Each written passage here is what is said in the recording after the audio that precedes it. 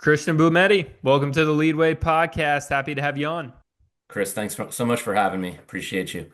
Absolutely. I'm excited to dive into your journey because today we're going to be talking about buying businesses. And you have a real estate, or not a real estate group, but you have a group as well called the Velocity Business Buyers that we're going to be discussing as well. And, first, I just want to jump into your background. Like, who are you and what do you do?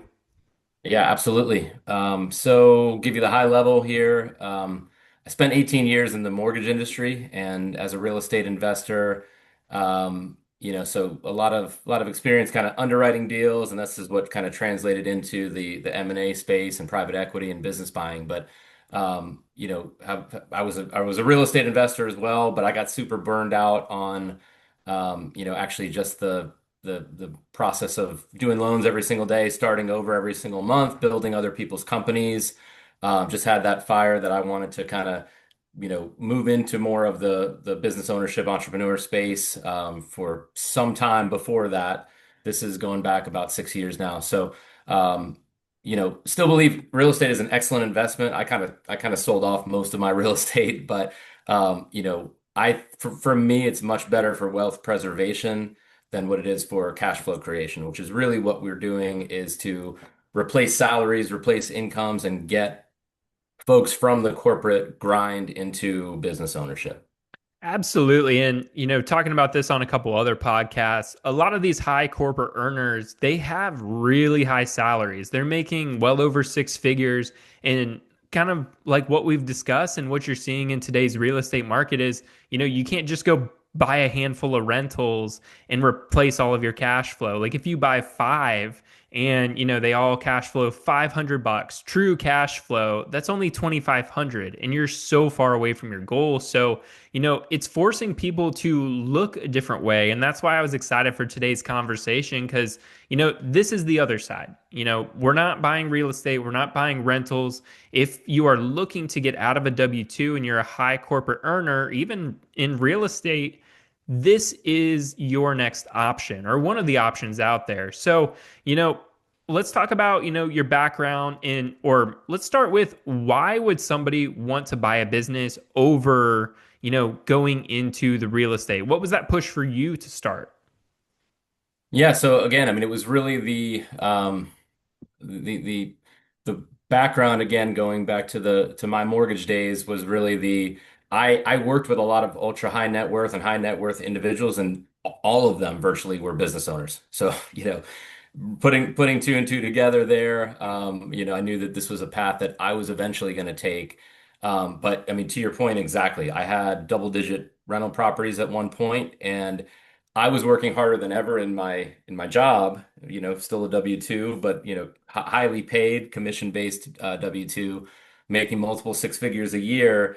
But I had golden handcuffs, right? Which is like you said, a lot of the ultra, the high earning W-2 folks have that kind of that issue of, okay, I've got this real estate and that's kind of for someday, and there's appreciation happening, but the cash flows are really, really low. So even if I've got, $2,500, like to your example, of cash flow per month, that's not going to get me out of my job.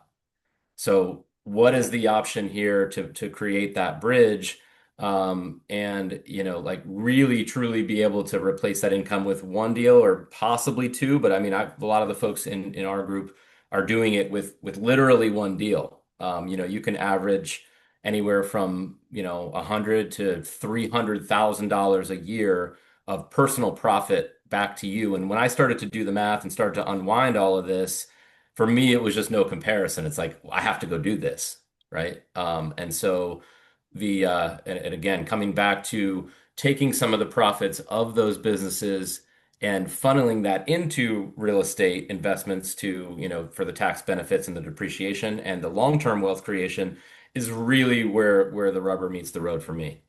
So let's dive into your company specifically. So, what was this first business you bought that the light switch turned on and thought, okay, well, this is the way to go? Yeah, so my first larger acquisition was a web application development firm, and I actually had no tech background whatsoever. And so this is kind of some of the tools that we teach within the community is if you structure the deal correctly, you get the right partnership and you have the right team in the existing business, you can actually go into an industry that you're not super familiar with, which is what I did on my first one, which is in hindsight was kind of crazy, but I probably wouldn't do it the same way now. It's a good idea to stay in your lane and kind of just leverage your skill set that you already acquired, like inside of, working in your career, right? Over decades. Um, and find a business that's really, really well suited to that skill set so that you can utilize that. So anyway, so that business was, the purchase price on that was 2.8 million. We bought it from the original founder. So it's a 20 plus year old company and, full team in place. We build, kind of complex web applications and web development. Um, and yeah, we've got kind of all of the infrastructure that, was needed to kind of continue and take that business to the next level and continue the legacy that was created by the owner, by the Y- founder. Yeah, so you guys were taking an existing company that has the employees, that has the infrastructure already, and you just saw the gap in the market to where, hey, all we need to do, like this covers me, this covers my goal, and then it also there's a gap in the market here to where you could probably expand the business and, probably 2 to 3x the actual value of the company. So, talk about the numbers on that. You said you bought it for 2.8 million. What did you do inside the company to grow it? And then do you still own this company? We still do. Yep, we still Yeah. do. So, Yep. curious on what that value would kind of look like today and how if you could go into how companies are actually valued, that would be great. Yeah, so all businesses are bought and sold based on a multiple of cash flow or EBITDA. And we get to that number through there's a specific formula, but it's basically the net profit, and then plus or minus any add backs or take backs that we may have to pull in from the expenses that are already existing on the P&L, right? And so, when we're dealing with small businesses, for the most part, we're dealing with on average 3 to 4, sometimes 5x cash flow is what you're going to pay for that business, right? And that was very much the case here. I think we paid about a 3x for the business. And again, it's based on the idea to grow it is based on building up the people, continuing to make strategic hires, continuing to invest in marketing, invest in, back into the infrastructure and the systems, and just take the foundation and build upon that of what already exists. You don't want to come in and just break stuff, right? You don't want to come in and just make things, completely different. You want to again, just have that foundation and build on that where you can, leverage all the skill sets from the experts that have been working in the company for, many of the people that are in the company actually have been there for a decade plus. So we had really good tenure, really good longevity, and that was one of that does increase the value as well. And that was one of the reasons why we bought the company. Yeah, and for the listeners to kind of visualize how this all works, because especially coming from the real estate side, the EBITDA and all of these different terms, that's a little bit newer. So Yeah. being able to think about it from, all right, I understand the net income at the end of the day, and it's based off the multiple. So what would this company look like today if it was sold, and to be able to just kind of visualize in their heads like, hey, we bought for 2.8 million. Here's what we could sell it for today by just tweaking these few things. Yeah, and we're not at the point yet where we're, taking it and transacting at this point. Hmm. There's still work to do, but For ultimately, example, like where yes. would this be? Like, what was your target range? So the target range is to get to a $10 million revenue. So when we bought it, I think it was about a 2.3, 2.4, right in there. And so yeah, essentially we want to 4.5, 5x the business. And we do that through you can't, what got you to 2 million isn't what's going to get you to 10 million, Right. as most people probably know, right? So, you have to come in and you've got to basically change things, but you got to build systems so that the folks that are inside the business can actually have teams and build up their specific departments. And you got to leverage kind of what you've got. The human capital is the most important piece. Right. And to be able, yeah, and just so you guys are basically 4 to 5xing what you bought it for. And Correct. that's Yeah. and that's the biggest point that I wanted to be able to hit on is because, people are buying these real, rental properties for, let's just say, 200,000. It's going to rent out and maybe it'll be worth, 4 to 500 in, Hmm. 10 to 15 years. But Yep. what you're doing with a company in the same amount of time, using a lot of the same tools that you are in real estate with, buying it like seller financing, bank financing, it has way bigger of an upside. And that's what, that's the big point of being able to buy these businesses. So I want you to kind of break down, how are you buying these businesses? So, Yeah.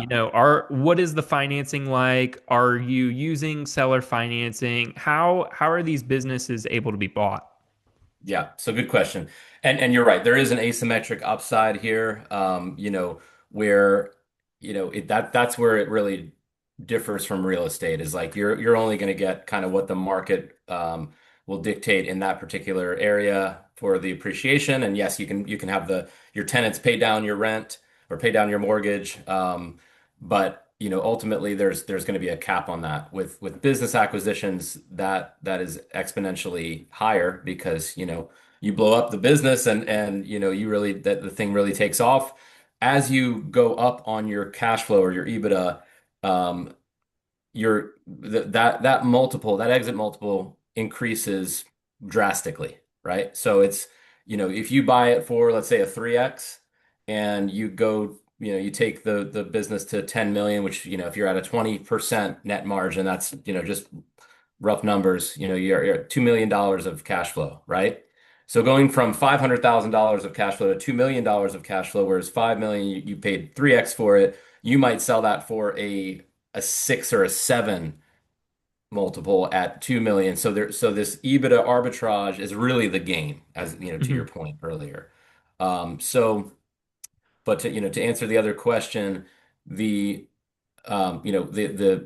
getting into these deals, we're kind of dealing with a combination of SBA loans, equity, seller financing, and sometimes asset-based lending. But 90% of the time with like sub $5 million businesses, you're talking about an SBA. That's usually an SBA deal. And SBA will finance they'll actually go up to 95% if you get the seller to give you 5% of the equity injection, but you have to have a 10% total equity injection in the deal. Okay. So, on a $1 million business, you got to have $100,000 down for the down payment for the equity.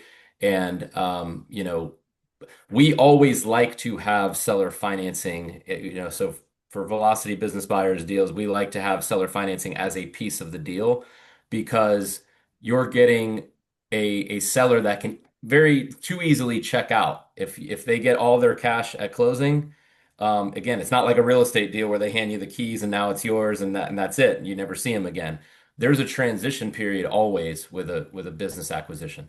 So, we want that seller engaged. We want them to have some skin in the game even after closing, we do that with, in the form of a seller note. Even if it's an SBA deal, we want to have, I always recommend, have at least 5 to 10% as a seller note. And it's very common, it's very standard in the M&A space that the seller is going to hold some paper. So this is pretty much kind of the standard, really even the SBA structure. We do have some people that have done some seller finance deals, like higher percentage seller finance deals where you don't have to get the SBA involved, which is even better because you've got a lot of hoops to jump through. It's a government loan. As you can imagine, their underwriting process is pretty stringent. So if we can avoid that, that's always option A. And the way to do that is to be able to actually develop a really, strong relationship with the seller. In one case, we had a, there's a 3 or 4 month process of going through an SBA transaction. Come to find out, the business wasn't qualified for SBA, but there's enough of a relationship, enough rapport between buyer and seller at that point that the seller said, you know what, we're going to just seller finance it to you. Yeah, and that's a great point to hit on there because a lot of the same real estate skills come into play here. I mean, you're still looking over financials as if you're buying a multifamily property, whether you're buying a portfolio, you're still having to look through all of those numbers, make sure they're telling the true story here, and then you still have the seller financing piece and all the and how you're able to piece that together, the relationship with the seller. So there's a lot of the same skills that fall over here into that same category. So, what are some of what are you looking for in the numbers, the owner, and the operations of these companies you're looking into buying? Yeah. Yeah, it's a great point, Chris. The skill sets, and that's why my skill set was able to transfer so well because I knew how to do creative financing already. In fact, that's kind of my skill set. My particular strength is, as I mentioned earlier, working with, high net worth, business owners that were buying houses and we were doing lending for. As we all know, most of them don't show most of their income on their personal tax returns. So we have to get creative with how we're actually going to qualify those folks. We know that they can put a large down payment down and they've got the cash flow, but it is very similar to how we would underwrite a business. We're really looking for the number one thing is we need to make sure, even if we're doing a creative finance deal or seller finance deal, that the DSCR works. So debt service cover ratio. You guys in the real estate game know it as well.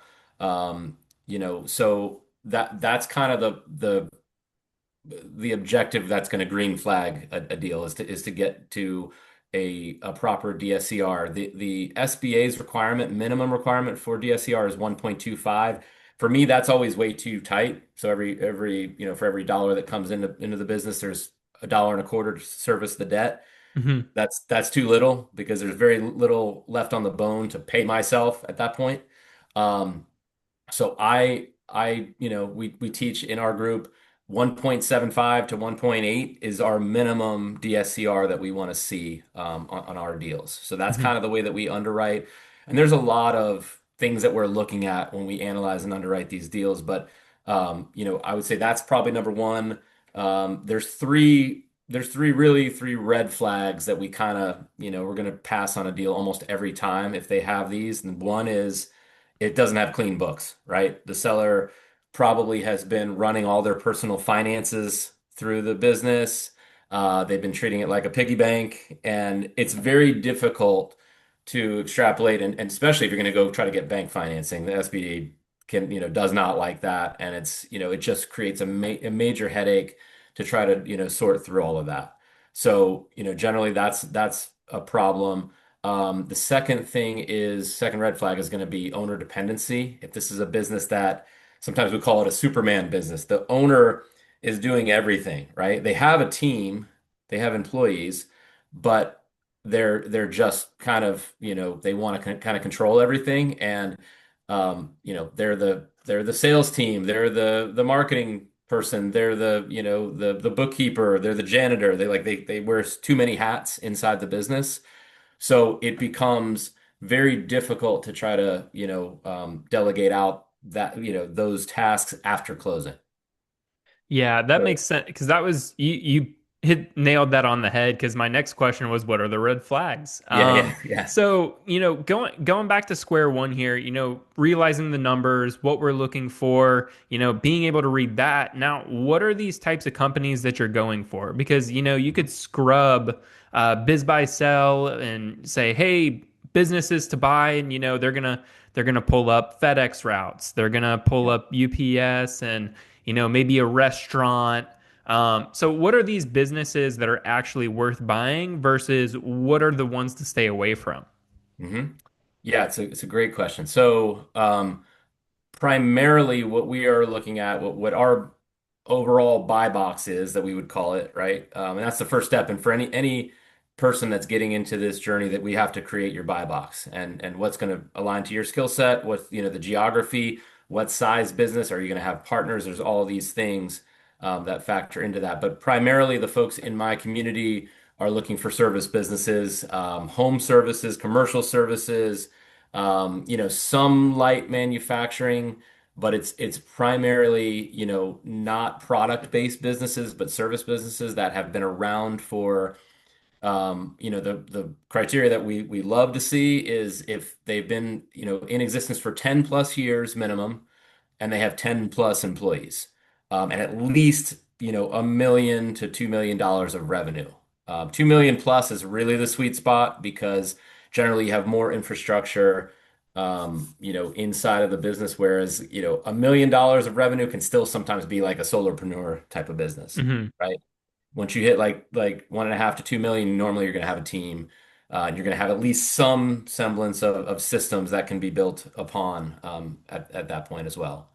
Yeah, so basically what you're looking for is something that's been around for a while, has the systems and has the people to where if you go and buy that business, three of them aren't going to walk away and now it's like starting from scratch and you're inside the business. You want to be somewhat of a passive owner, it sounds like.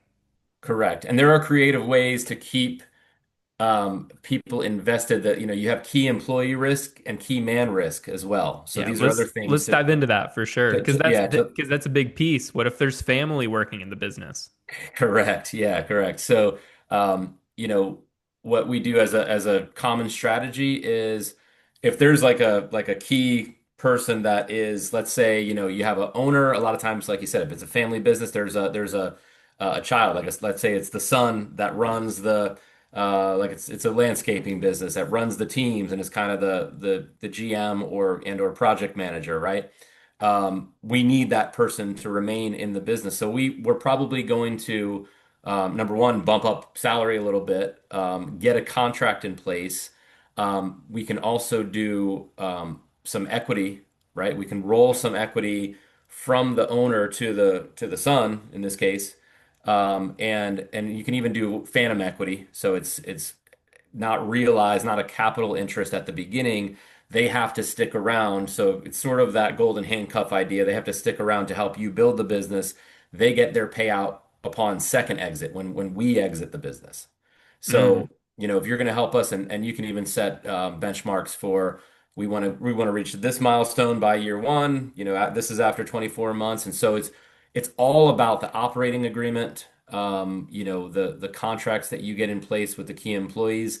This stuff is really, really important because, like you said, if you have a mass exodus or you have, a couple of family members and there's a dispute of some kind, or there's, the day that you don't agree with or they don't agree with everything that you're doing and they all walk out the door, it's a major problem. It's also why we don't typically I mean that adds an element of risk when you have multiple family members that are actually in the business today. We want to avoid that if possible. But to keep one or two around is okay. But if it's like the whole family and now we got to like figure out all of these different roles and replace them all, it's a problem. Yeah, so that kind of leads into my next question is how are you figuring out how this business actually works? Because I know you're doing a lot of due diligence upfront on the financials, talking to the owner, how does this run?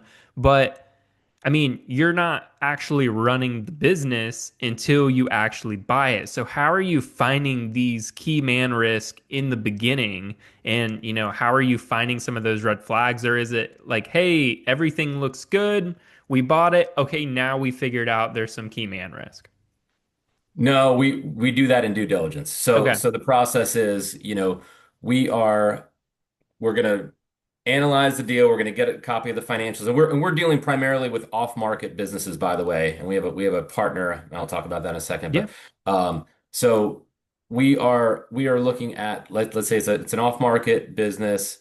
We're going to go direct to the seller, and we're going to kind of create that relationship. They have to trust us, at least to a large degree, to even hand over their financials of the company, right? So Hmm. that's kind of the first step is we're going to create that level of trust and understanding that, hey, this is a necessary part of the vetting process. So we'll collect those financials. We'll get a little bit like I like to get a copy of the org chart as well. at the beginning, so I can see the whole, the whole pyramid of how is the business structured today, who reports to who. So by the time I'm even submitting an LOI on that business, I kind of know how that's working and where where the gaps may be.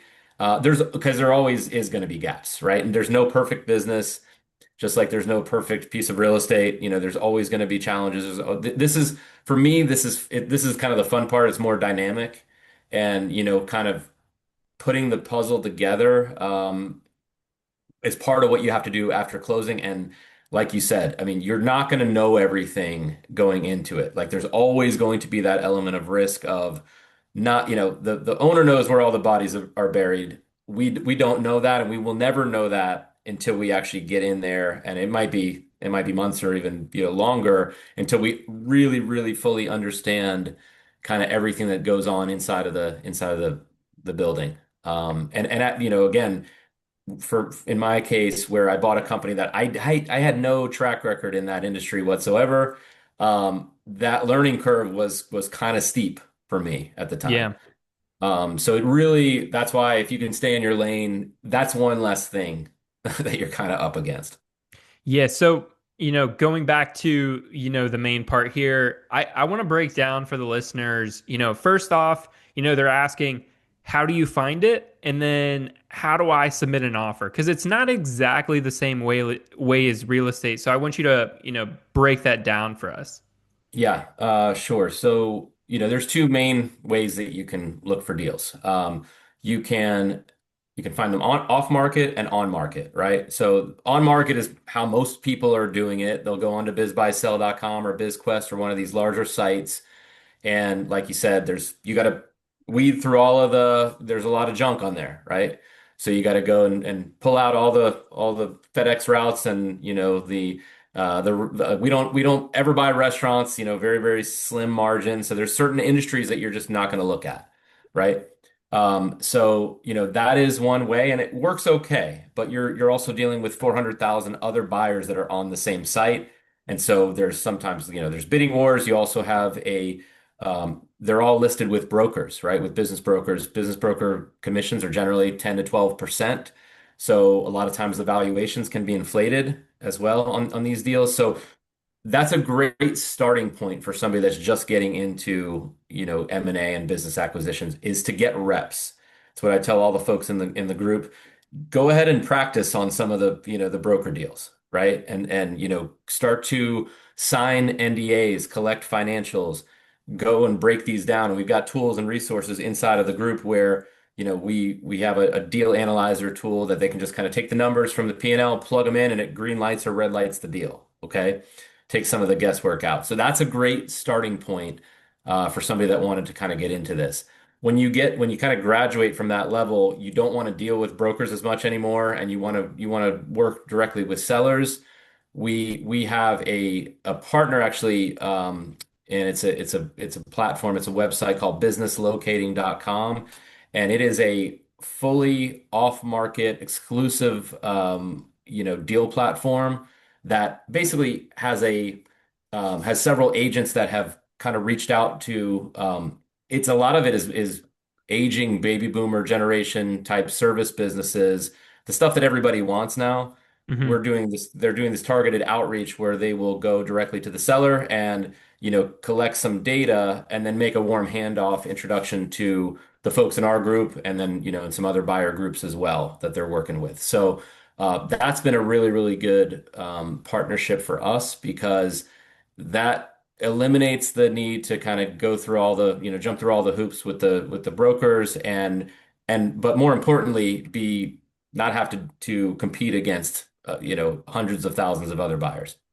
Yeah, in one of the big differences between, this and say buying a rental property, just using it as an example, there's different steps in this process. So, you can go look at it on the market, like on Biz Buy Sell. You can sign the NDA for the financials, but say you like the business, you like the numbers, you have to submit an LOI first. So I want you to kind of describe that process because it's not like a normal real estate transaction to where, it could be a 21 to 30 day close.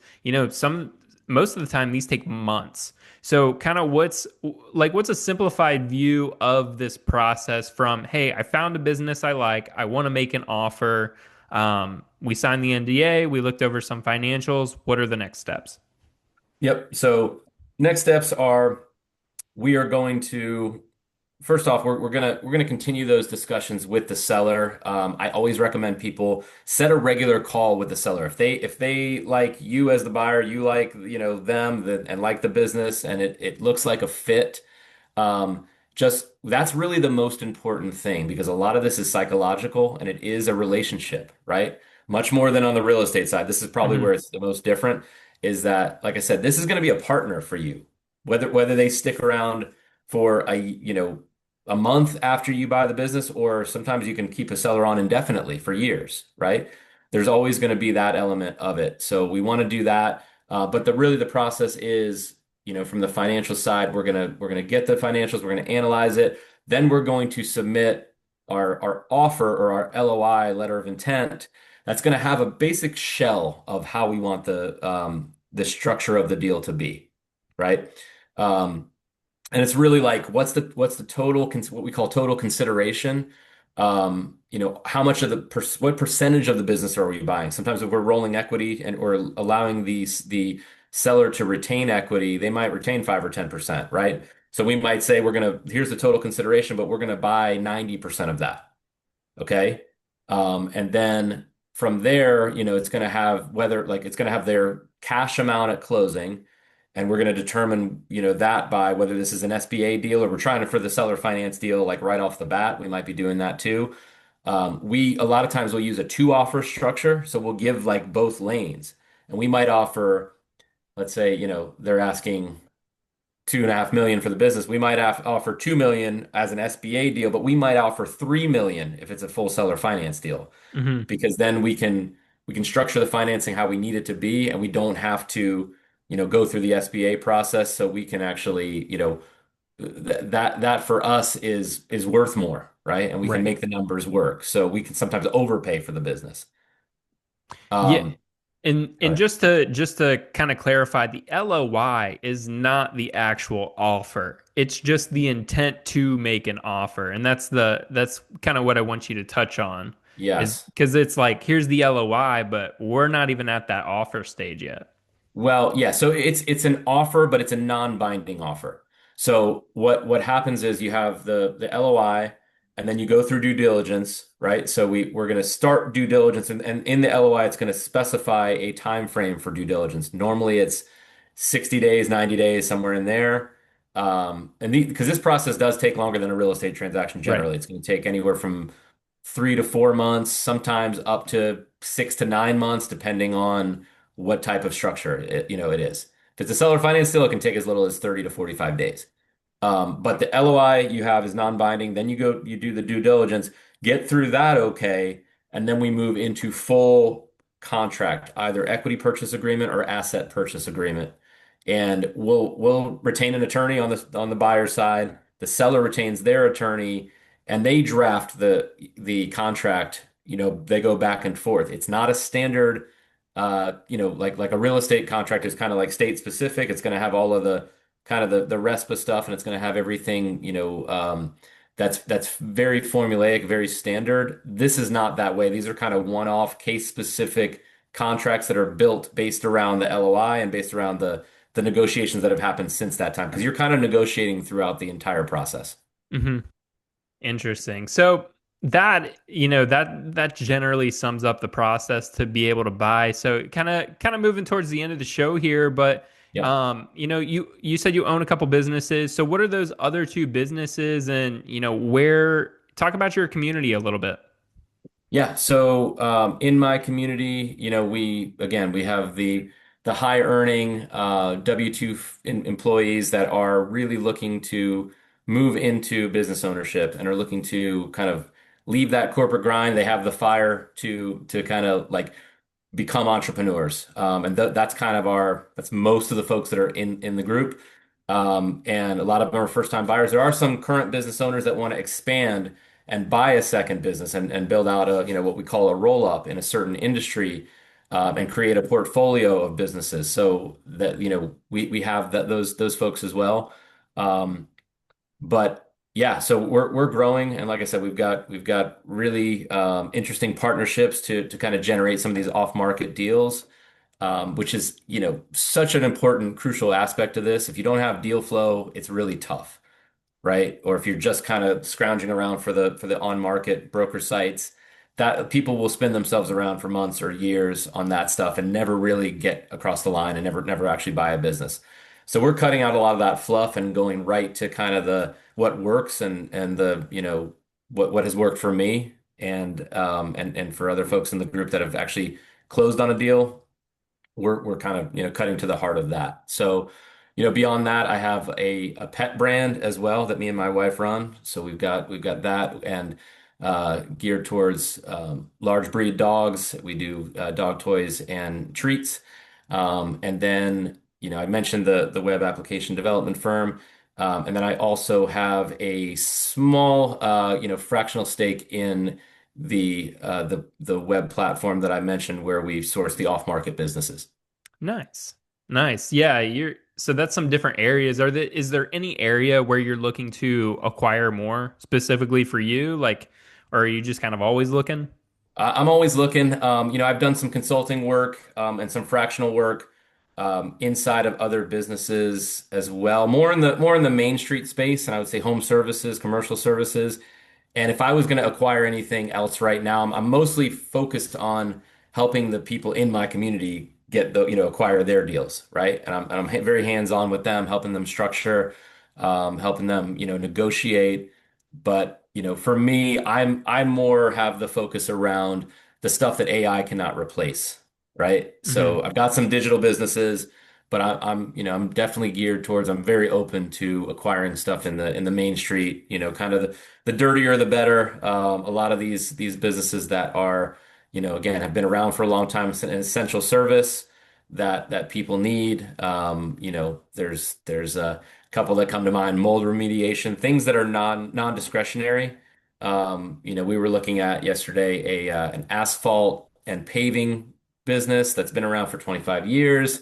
And they've got contracts in place. It's got recurring revenue. They do the maintenance on all of these parking lots as well. So things like that don't require really like a lot of licensing, and they're fairly simple business models. I think, that is a great launching off point too for people that are just kind of getting into this industry where, you don't have to, like I said earlier, the learning curve is not as steep. Hmm. Yeah, I think that's a great way to sum it up. And so, before we send you off here, just one last kind of question is, why would somebody consider buying a business versus starting the business? Because, they got this business idea or maybe they're looking for, cash right off the bat. What's the kind of major difference between starting it and just buying one that's already there? Yeah. It's exactly what you just said. You want cash flow right off the bat. I think for most people that have ever started a business, they've probably seen this that, you might not be able to pay yourself anything for years, 2, 3 years, right? So a lot of the people, especially that are working a job or in these high earning, high stress careers, they're not going to have the time and the bandwidth to start a business. This is a cheat code to be able to skip to the front of the line where you've got cash flow day one, right? Not to mention the fact that I'm a numbers person, this is I don't like those odds. Seven or 8 of 10 businesses that are startups fail. I mean, it's just plain and simple. Those are the numbers on average. So, like I would rather, like I said, a business that has this kind of momentum after that 10-year mark that we mentioned earlier is very crucial because the numbers kind of flip and your failure rate is much, much lower after that point. The business has plenty of momentum. It's got some systems, it's got some, the people, processes, profits in place. And, as long as you're not buying something crazy that's really technical or you don't understand, it's harder to screw it up. Yeah, and I just wanted to ask that because I hear a lot of people say, "Oh, well, I have 2 to 3 side hustles along with my main job," and I think like, why? you know? Right. It's Yeah. yeah, it's like Yeah. the side hustle. Yeah, I mean, if it makes you $1,000 a month, that's not going to replace your job. It's like you have to Nope. be able to think way bigger than that. And somebody just starting out making a little bit of money, even for them, like I mean, their focus is just going way too many directions. It's like you need to focus on one thing, and that's something that I took from a podcast a while ago with Gideon Spencer. He's like, he talked about the going 2 versus 3 miles. He's like, if it's 2 miles, you're probably going to get out and walk. But if it's three, you're going to get in your car and you're going to get there way faster. So, Yep. I mean, what is it, is it better to take the walk where you are going to get there, but it's going to take you an entire year to get to this point, or you can set that distance way farther out. You can take your 6 months just in a year example, it's going to take you 6 months to find that thing, but that car then is going to take you to that way farther than if you were just to put your head down, start that side hustle and just get into it. So, yeah, that's why I love what you're talking about, Christian. I think it's just great information. That's something that we looked really heavy into. Like we almost bought a wedding venue this year. And Okay. yeah, so we looked into that and we're like, all right, financing sucks unless you have two or three. Yep. And it's like, all right, but that's the direction we want to go. So we're staying in our lane, putting our heads down, and we know we're going to be there here in the next year or two. But Christian, I love everything you're talking about. If somebody wants to connect with you, join your mastermind and coaching program, where's the best place to go? Yeah, thank you so much, Chris. Really appreciate the time. It's velocitybusinessbuyers.com for the community. Primary place you can find me is Instagram. So it's my handle is at Christian_Blumetti_. Perfect. I'll make sure to link all of that in the show notes below. But Christian, thanks so much for your time. Learned a ton on this and hope the listeners did as well. This has been Christian and Chris on the Leadway Podcast.